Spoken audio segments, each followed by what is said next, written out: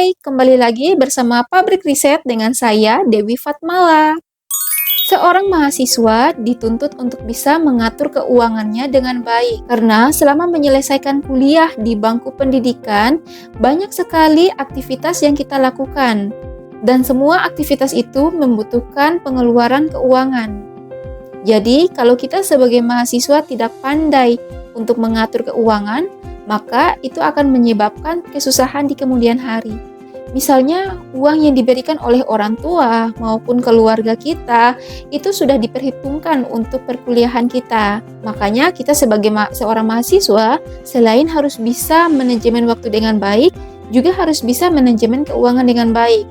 Contohnya seperti menyisihkan uang saku kita untuk kebutuhan sehari-hari, untuk mengerjakan tugas, untuk mengikuti organisasi, bahkan ada banyak sekali kegiatan yang akan kita lakukan dalam bangku perkuliahan.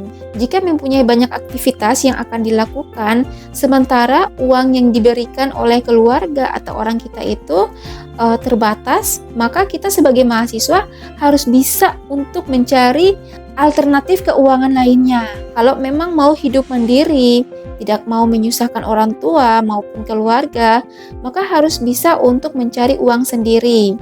Apalagi di era sekarang ini, banyak sekali hal-hal yang bisa kita lakukan untuk menghasilkan uang. Jadi, kita sebagai seorang mahasiswa harus bisa mengenal diri kita sendiri dengan baik. Perhatikan apa yang bisa kamu lakukan. Apa saja bakat yang kamu miliki. Misalnya, kamu mempunyai bakat sebagai seorang MC.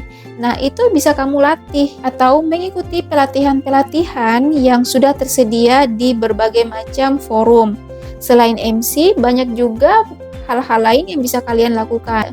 Seperti menjadi seorang makeup artist, membuka jasa bimbel, ataukah menjadi seorang nail art, dan bisa juga menjadi seorang penyanyi jika memang kamu mempunyai suara yang bagus. Dan yang kedua, menjadi seorang afiliator. Menjadi seorang afiliator ini tidak susah, teman-teman.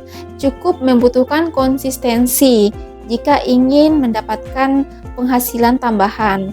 Nah, di sini teman-teman cukup mendaftarkan diri ke salah satu platform yang memang menyediakan affiliate.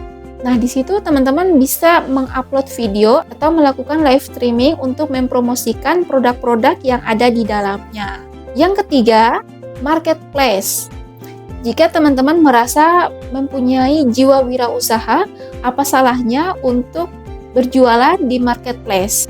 Saat ini, peminat masyarakat untuk belanja online itu sangat banyak. Jadi, tidak ada salahnya jika teman-teman mahasiswa ingin mendapatkan penghasilan lebih melalui penjualan online di marketplace. Dan itu sangat bermanfaat sekali bagi teman-teman yang memang ingin berjualan tapi tidak mempunyai lapak. Cukup mempunyai HP dan mendaftarkan diri di marketplace. Secara otomatis teman-teman bisa melakukan jual beli di dalam platform tersebut. Yang keempat, endorse. Kalau mempunyai followers yang cukup banyak, bisa nih teman-teman membuka jasa endorse. Jangan malu-malu di era saat ini, karena kalau kebanyakan malu, maka tidak ada kemajuan dalam diri teman-teman. Jadi, manfaatkan saja media sosial yang teman-teman miliki jika memang mempunyai followers yang cukup banyak. Nah, itu adalah peluang yang sangat bagus. Dan yang kelima, menjadi seorang freelance.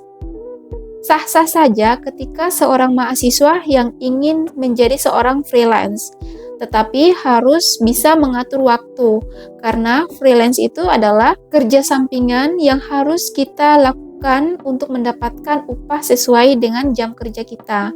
Nah, jadi kalau teman-teman mempunyai jadwal kuliah yang padat dari pagi sampai sore, maka teman-teman harus bisa memperhitungkan bahwa freelance yang akan teman-teman kerjakan itu tidak bisa di siang hari.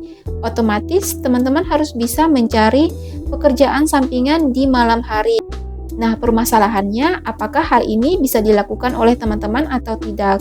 Karena selama kita kuliah itu adalah waktu yang sangat padat, yang bahkan sampai tidak bisa kita atur dengan baik. Jadi, kalau memang sudah bisa membagi waktu antara jadwal kuliah dengan jadwal kerja nanti bisa dilakukan oleh teman-teman. Jadi pagi sampai sore itu kuliah dan malam bisa meluangkan waktu untuk kerja sampingan.